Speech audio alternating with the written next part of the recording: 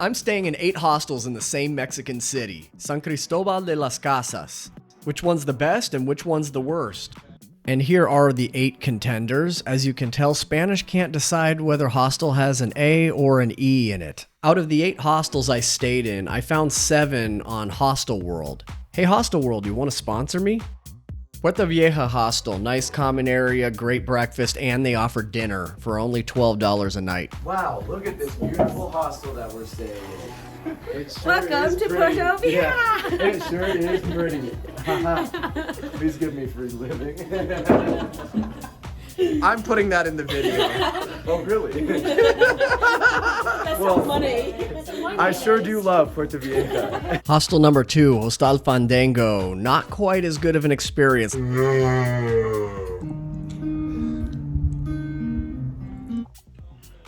And underneath the sheets, I'm finding very long hairs that are definitely not mine.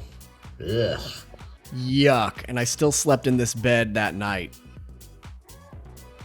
I just dreamed that I tamed a talking bear, rode him like a horse to the mountains. So maybe this bed is more comfortable than I thought. I'm dragging this suitcase about a mile to the next hostel, heading to hostel number 3. I'm here, finally, after a mile of walking. After an extremely good and then bad experience, I was pretty nervous coming into hostel number 3. I got the top bunk right up here. This place is beautiful, it's clean, and they also have lots of activities, nice kitchen, and my favorite part, a little library area. This is awesome. This is pretty cool. Hostel number 4, Casa Tequio. This is my first boutique hostel in San Cristobal. This place is a little more expensive, but you definitely get what you pay for. Very nice kitchen and food prep area, and a fun common area. I have been here just 1 hour, but I really recommend this right now. And he was never seen or heard from again. Wow, look at this view. Casa Tequio also featured something else that I really liked. That was the best shower in San Cristobal by far. All the other showers I've been in San Cristobal had low water pressure. I'm just getting to hostel number 5, Iguana Hostel. The courtyard is okay, and the beds have curtains, but you can see through them. At $7.50 a night, it's cheap, and the terrace view is pretty incredible. I also met 2 great volunteers to go traveling with. Hello, Julia. How you guys like the waterfall? Yes, so much.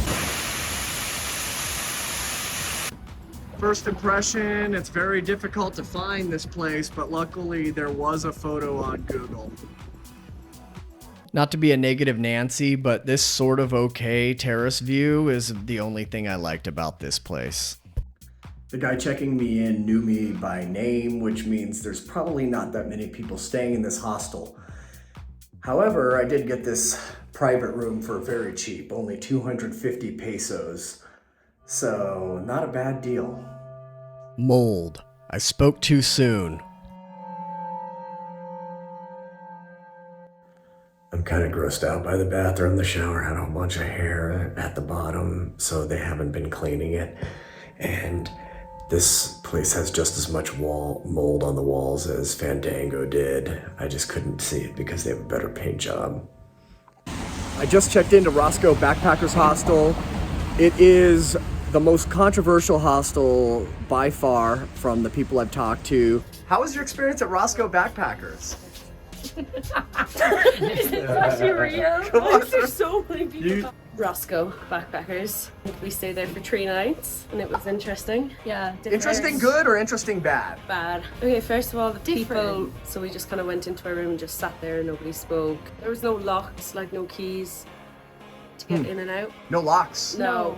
So These 2 Texans really had me confused with their accent. kind of scary because I stayed on my own the first night and I was just waiting for someone to come and kidnap me. If you are looking for ransom, I can tell you I don't have money. But what I do have are a very particular set of skills. I was expecting the place to be a real dump. My initial impression is that it's pretty nice, actually. I'm getting tired of moving hostels. Hostel number 8, Hostel Mirador. It's located next to the main church, and there's this great carnival going on right now.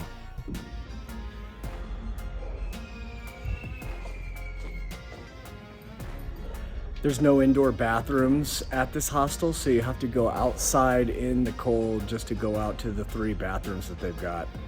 This hostel is pretty empty. I'm back at Hostel Mirador to take care of a payment issue, and once again, there's nobody at reception. And now it's time for our countdown. And the worst hostel award goes to Hostal Fandango. It's not even listed on Hostel World, and now I know why. The second worst hostel, Casa Latina, with its disgusting shower and moldy walls. Hostel Mirador, it was okay, but yeah, they made you pay for water. The 5th best hostel was hostel number 5, Iguana Hostel. It was very middle of the road. And now for the hard part, the good hostels. It was really tough, but I think definitely Rossco Hostel, the girls definitely had a point. It was empty. Never once, though, did I fear for my safety.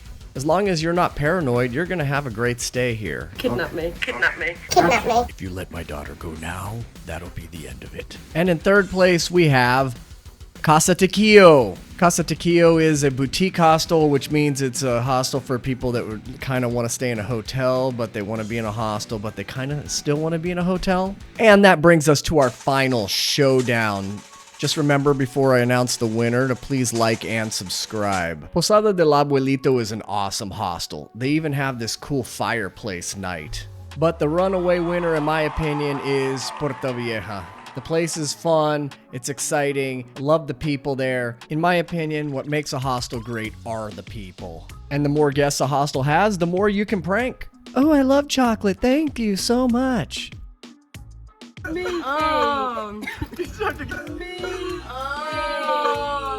Have you stayed at any of these places in San Cristobal? How would you like me to review hostels in your city? Let me know in the comments below.